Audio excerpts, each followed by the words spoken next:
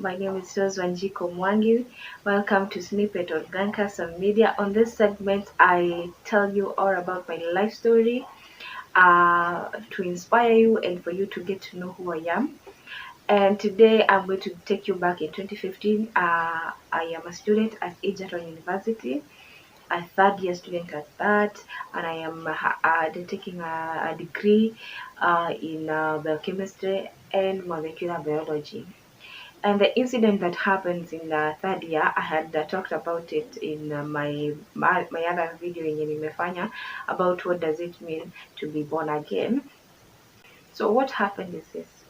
Was for 2 years, I think in my second year and in my third year, I had not paid my school fees. And because that was because my parents could not afford it, and because I did not get a help loan. And help, I had applied twice, and none of that time did I receive uh, the help.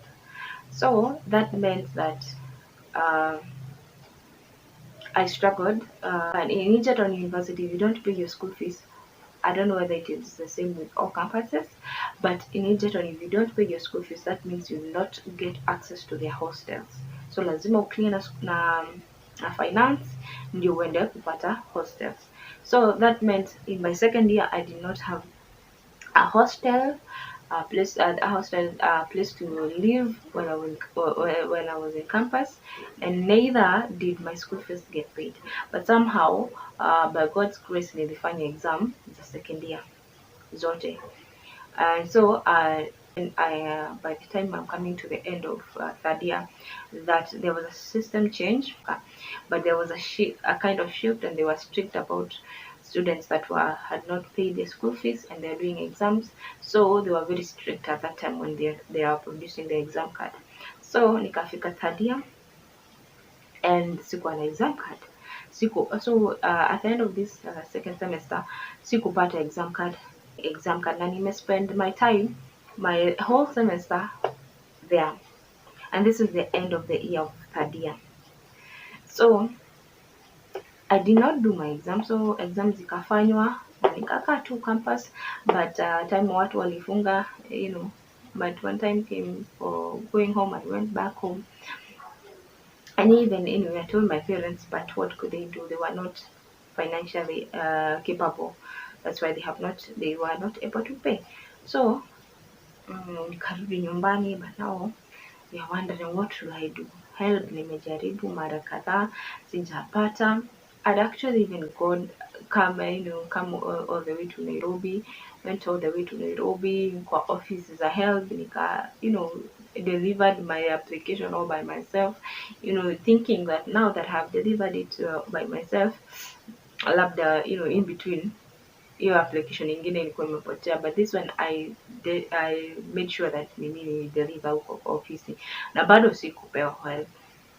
So this thing was so frustrating, and even before I even get to me even not doing the exam, I'll tell you about even how I survived through campus. It was a very funny way that I did, and so I told you, if you don't get to pay your school fees, you don't get a hostel. So how do I then survive campus if I don't have a room? And so if you don't have a room, you can either, now that means you can only live outside so that you will access school. You go by, nobody will know whether you have paid school fees until probably exam time. But now will you live? Now again, me, I was not able to live. You can live outside, but living outside is a bit. It takes you better have some money, But me, I did not have that kind of cash that would. How will I pay rent? How will I buy either hizo vitu za nyumba, sijui beds, sijui mattresses, sijui kitu ya kupikia. I'm like, no, that is too, like, that is extra cost that I cannot finance. So that means, how do I then survive through campus if I can't pay I can't stay in school hostels, and I cannot even stay outside the school because of the financial constraints. So this is how I survived. I met this friend of mine. She's Katrina, a very good friend of mine. Nilikuwa tumepatana naye. We met in first year. In first year we used to live kwa hostel zile nilikuwa ninakaa. They were made, kuna area, I don't know, Nigerton, kuna area that is exclusive for med students. I had found myself living there though, but it was exclusive for them. So most of 95% were med students, and then the rest of us. So tulikuwa tumejipata mimi na Katrina na wengine, we were the people that were not med student. So somehow we, because they are, it is like a circle, it's a small circle for med students. They all knew each other, so they were classmates, and then they lived together. They seemed to be in their own world, and that's what us now we were seems to be excluded in their world of med, whatever they were doing. So in that, then I met Katrina, and we talked nini nini, and then when I'm going back home, I think from a holiday, we realized kumbe we came from we met at stage ya kwetu ya Nyeri, and I'm like, what girl, yani unataka kuniambia? At first I thought Katrina come from Nairobi, so lakini tukapatana Nyeri town, and I'm like, yeah. Actually we did not meet. I saw her kwa gari akienda, gari inatoka Nyeri town ikielekea where I come from exactly now, mashinani na huko kwetu. Nikamwambia girl, kumbe, then that's when I knew kumbe we come from exactly the same area. And so when I went back to whatever, I think we started to talk. We started to talk when we were through during that long holiday, and she came to visit my place. I went to visit her place, and that is how we started to bond, and we became very good friends. And when I went back to school, I don't have a hostel. Sina hostel ya kukaa na siwezi kaa nje. Now she hosted me, anaitwa Kupirate. She hosted me in her hostel. She lived inside the school, and now she took me along with her to live in, kwa room yake. But now this is illegal in school. It's not something that inaitangwa kupirate. We used to call it pirating. So I pirate to her place, and it was a bit difficult. It was not all smooth, but it was better because now I could go to class and all that.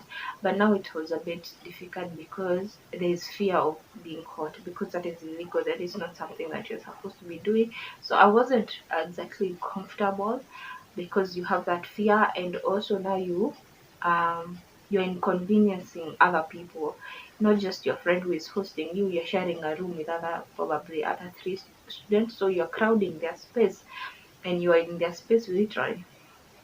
So that means you are making them also uncomfortable.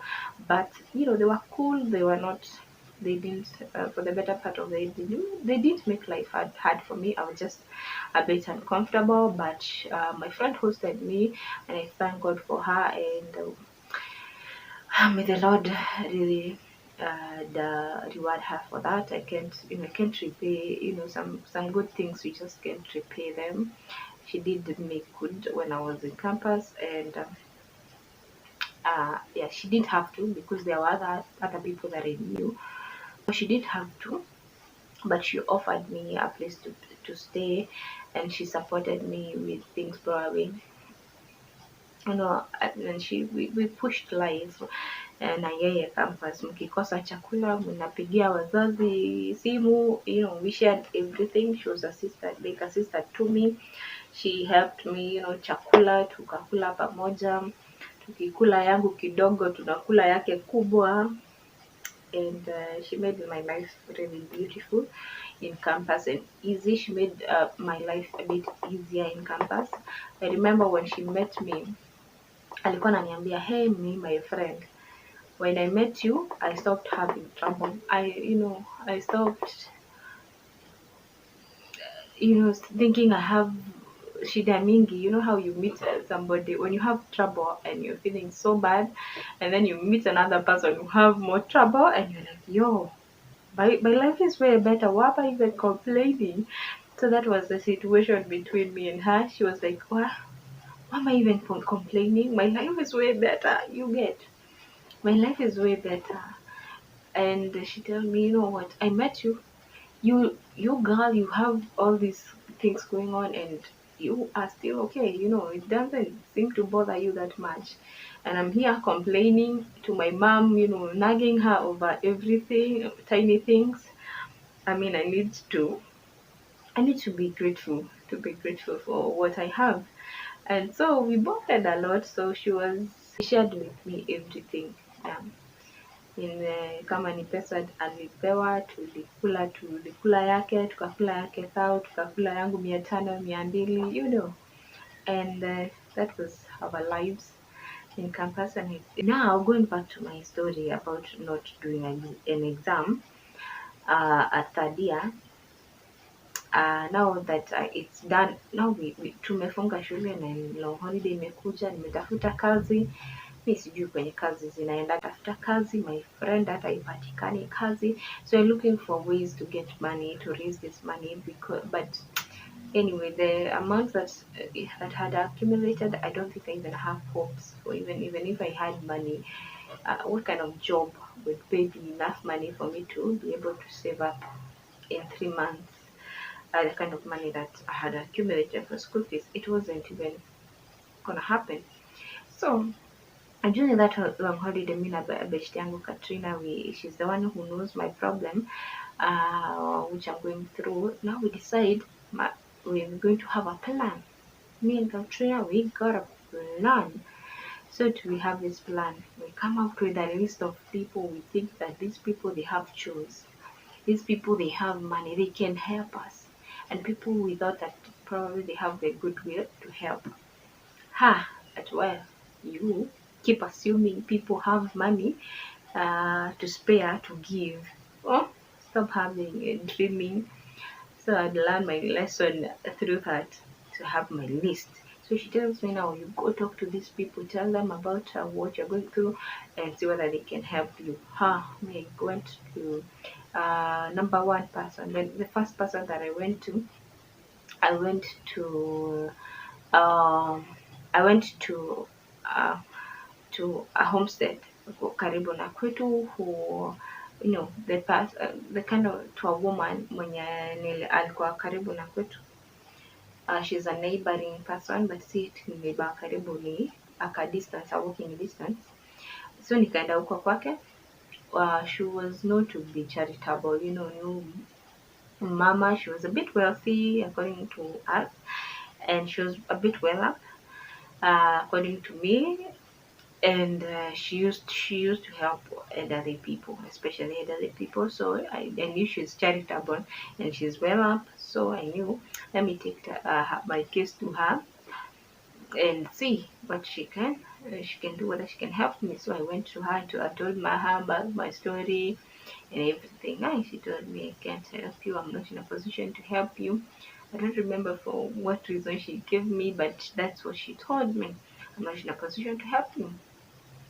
I told her, I proposed even, like, soon if I get a loan, give me a loan that when I'm done with school and I get a job, then I'm able to repay you. But she was like, I know that one, I don't think that such an arrangement will work. So hiyo ikavonga mwamba. So that one, I was not able to get help from her. A long holiday came to an end. It was time to go back to school for the year. Now me, I'm a bit confused. Now what should I do? I haven't done my exam, and then should I go back to school? But I decide, I'll go back to school. What am I even doing here? I don't have a job. Nothing much is happening at home. Let me just go back to school. So I go back to school, and one of the people that we had listed in my list, watu wanafaa kunisaidia, is director academics in Egerton University, and nilikuwa nimemjua previously from Egerton from my high school. They had come to give us motivation, speaking to inspire us, and she we had met also in campus earlier, and so I thought, this is a good person, a good candidate to help me out with this. So I went to his office. I knocked and I said, I want to see the director. When do you want to see him? Well, it's a personal issue. And then I was told, okay, you can go see him. And so I went to his office. I explained to myself what I was going through. Nini, nini, nini, nini. And okay, he called another guy who walikuwa amekuja shule na yeye. They were also following up on our school. So they came, they discussed about my case. Pia wao wakaniambia, okay, they did really quite, the way I had pictured they would help me and the way they were proposing to help me was not really quite, what I'd thought about. So what they did is they gave me a foundation that was helping needy students, and all that could probably pay my school fees. So I went on, searched the foundation and everything. I found and I applied, but foundation that you don't know anybody there and everything. That one just the kavanga pia mama, because now it is through emails. You are writing letters to them, but they're not replying and all that. So that one also did not help. And when we were in that office, they asked me a question. They asked me, "Where is your dad? Why is he not paying school fees?" Oh my God, I felt so offended in that office. I almost cried. I think I probably cried. I was so offended. I was like, God, why are they asking me about my dad? I don't, I already told them he's not able to pay my school fees. So anyway, later, now looking back, I understand they were to take up my father's role. That is what I was asking them to do. So they needed to understand, where is your father? So I told them he's not able to pay school fees because he has also other responsibility, and also probably and his job is not able to give us, is not paying well. But anyway, they didn't help me either way. But nonetheless, anyway, looking back now, I understand that I was bitter. That process had really made me bitter. Going knocking on doors without somehow it was unconsciously and making me bitter, because I had this question, why is my though I knew my parents were not in a position to, they were not able to pay. I was even angry, but I was angry. Nevertheless, I was angry, and I was even angry at God, because I'm like, God, you're seeing my situation. You're not even helping me at all. Because even help alone, see party. I mean, why wouldn't I get even costs for me to have a help loan at least? Because if I have a help loan, that means I'll sort out my problems. So I was really bitter at I was really bitter, and especially with God, because I'm wondering, okay, my father is not able, but you are able, and you're not helping me, and I'm trying all these things, and also you're not also helping, you know. But anyway, moving after that, that is number two. Is also down the line. I don't have, so I go to knock on door number three. There was a lecturer that had known about my story. So I also went to him. I told him my story, but him too, nothing, did not bear fruit. Alinipeleka tu hivi hivi, and that story kaisha. So nikawa nimekaa shule, I think for like 2 weeks, and I'm like, yo, nothing is bearing fruit here. I'm not seeing any help. I'm not getting any help from here. So what do? I pack my things again. I go back home, because now I'd rather go back home, think of what to do, probably search for a job again, try to get a job. So I go back home, and I told my friend, no, watu wajanisaidia, you know. Yes, but anyway, we decide now go back home and switch on mode ya serikali saidia. We decided now I'll go back home and find our area MP nimwambie my story. So I go back home with this resolve. I'm going to go to MP's house and I'm going to tell him about my situation and they are going to help me. Kwani serikali ni ya nini? They are going to help me. They're going to make me, we are going to figure this thing out together with them. So I go back home, I try to get the area MP and I went there for a couple times. They told me every Monday MP wanakuja kwa ofisi hiyo home. So every Monday I was there in the morning. Hey, MP hayuko. Our MP hayuko. I think I went there for like 3 Mondays. Those are 3 weeks. And with nothing. Without her being present. So even mpaka watu wa ofisi they knew me, they are like, that girl, she has come back again. What do you want? You know, they had known my story, but I didn't get help from them either. So now I give up about all these things. So I was exhausted with this country just knocking on doors and nothing is bearing fruit. I was tired. I was tired. I was exhausted. But anyway, God ni nani ni ule mzee anawacha wewe because you're not even. I don't think I was quite engaging God. Should I do this? Mi nilikuwa tunaamka tu naenda kutafuta njia zangu and not quite praying to him but quite not asking for guidance. But I would pray, nisaidie, just help me out here. But I wouldn't quite ask for guidance. But Mungu ni ule mzee, anatumia njia zenye that are, his thoughts. He says that his thoughts are higher than your thoughts, and everything he does is different. So with zake ni different, thoughts zake ni different. So this one time, but I will get my help. By the way, I will get help. I finally got help, and this is how I got help. One time sasa kesi yangu nimerudi nyumbani, so that means watu wa kijiji wanaongea, they're talking about this my situation, and in that process they're talking about kuna msichana amekuwa campus third year, amefika third year and she's not able to continue, amerudi nyumbani, and God uses one woman in that story mwenye one time certain woman anasikia hii story and she decides mimi ni ule say I'm going to solve this problem. I know somebody who can help this girl.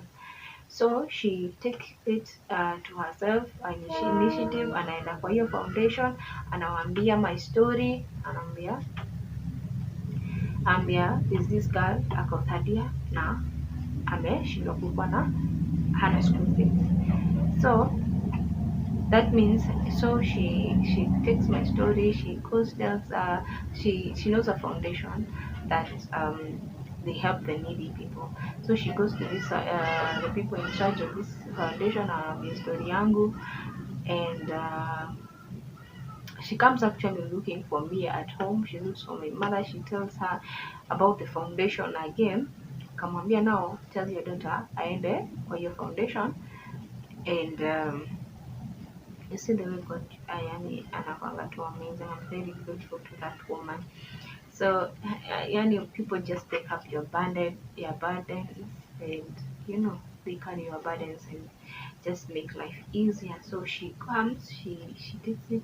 So me, I am given contacts of the people I'm supposed to call. I call them, we meet up, I tell them about my situation. They tell me, now write us a letter from the director wa this the program ilikuwa inaitwa Youth Aid Foundation, and so that we see what he can do about it. And me, I go back, I write my letter vizuri sana, nini, I explain my case, and I ask for help, and I send it. So once I send it, I get, but not long, probably in like 2 weeks, I get a response back, and they tell me, if we paid your whole school fees, would you go back to school? I was like, what? I don't think I had even, I was looking for help, but I had not seen this moment. I hadn't. I had not thought about what if my school fees could be paid. I hadn't really figured that one out.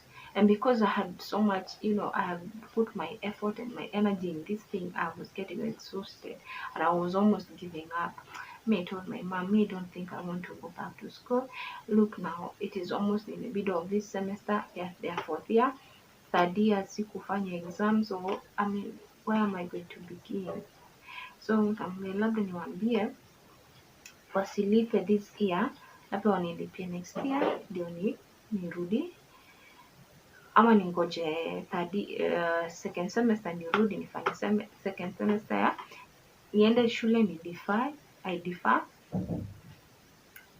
then nifanye deferment, ni apply for deferment, ni deferment for 1 year, so ndio nirudi next year nifanye third and semester ya mwisho ya third year nifanye, and then I continue. So mama akani encourage, akaniambia do not go to apply for deferment. Kama Mungu amefungua njia, you just take it.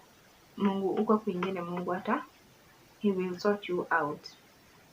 We mimi sikuwa na strength, lakini my mom, the words of my mom can encourage, and I went on, nikamwambia yes, I will nitarudi shule. So and they paid my school fees, and the foundation was headed by, and I'm grateful to the foundation, to Kamado Kashago. They really helped me out. They paid my school fees. I'm grateful to them, to that foundation. So nikarudi shule. I went back to campus. At that time, I don't know, I paid my school fees. I got a room, and nikaanza kufanya and nikapata the semester is right in the middle na watu wanafanya cuts, no cuts, I think they were like so nikirudi hii wiki, next week ilikuwa kufanya cuts, but I caught up, I read and nikafanya cuts zangu, nikafanya end of the exam vizuri.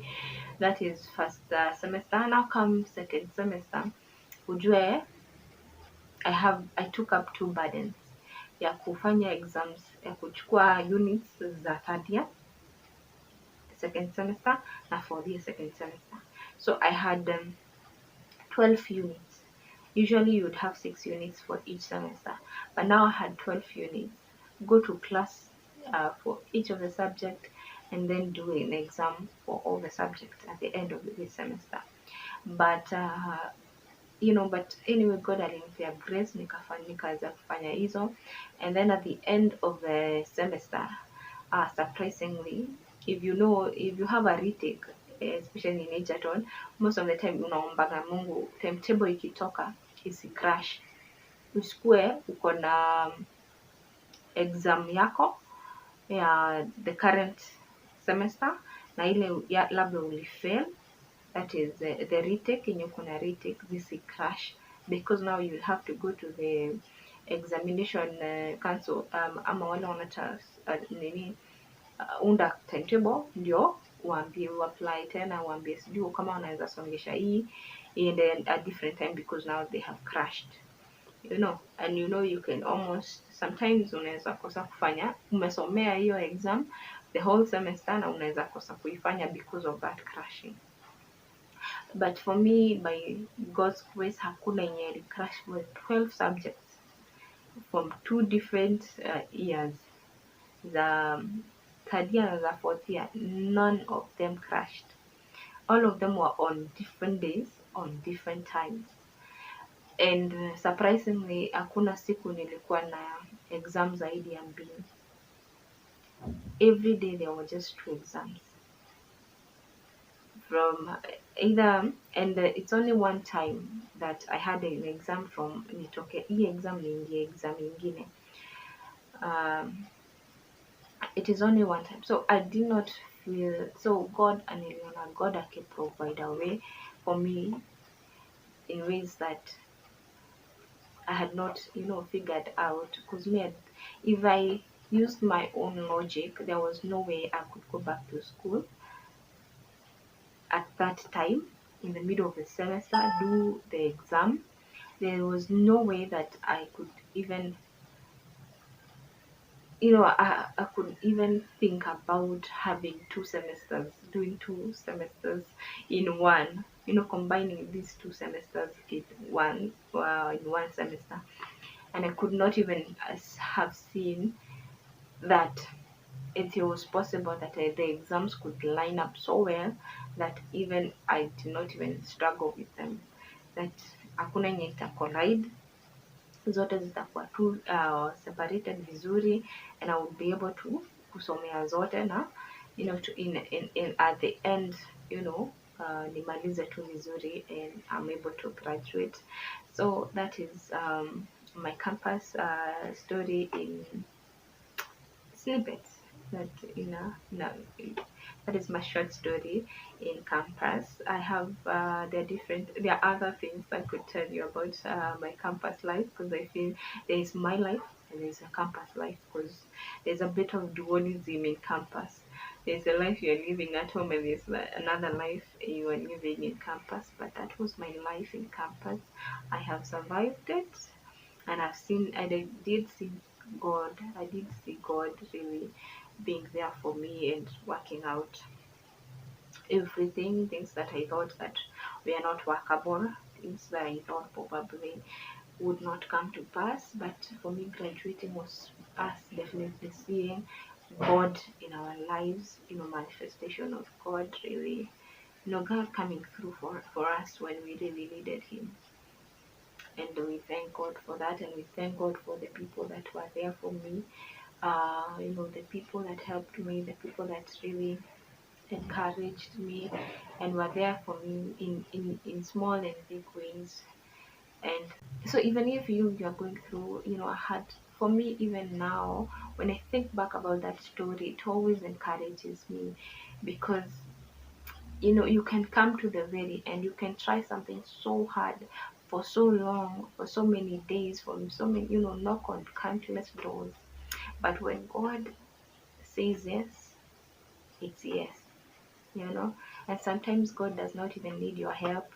You've been helping God so much. For me, I was trying to help God so much, but God used a way that I had no even input in it. He takes just a woman mwenye anasikia stori zako tu zikiongelelewa huko, and she takes on the burden, the challenge, she takes on the problem, and she tries to solve it until she sees that you get that help, and she leads you in that different way. So I've seen God really do. I am always hopeful in God that whatever challenge you could be going through, you are feeling like I've tried for so long, but God had to come through. At the end of it, you can feel so exhausted, you can feel so bent down, but just know that Mungu anaweza. God is able, and nothing is impossible with God, and the ways of God are different than yours. And at the end of the day, God shall, atasolve your puzzle yenye umekuwa umejifeel. This is a big puzzle for me. How do I go through this? How will this come to an end? And will it come to an end in a good way? I am assuring you that if you trust God, He will come through in ways that you yourself have not even thought or imagined that they are possible. So subscribe to this channel, like the video, and thank you for watching. Till next time, bye.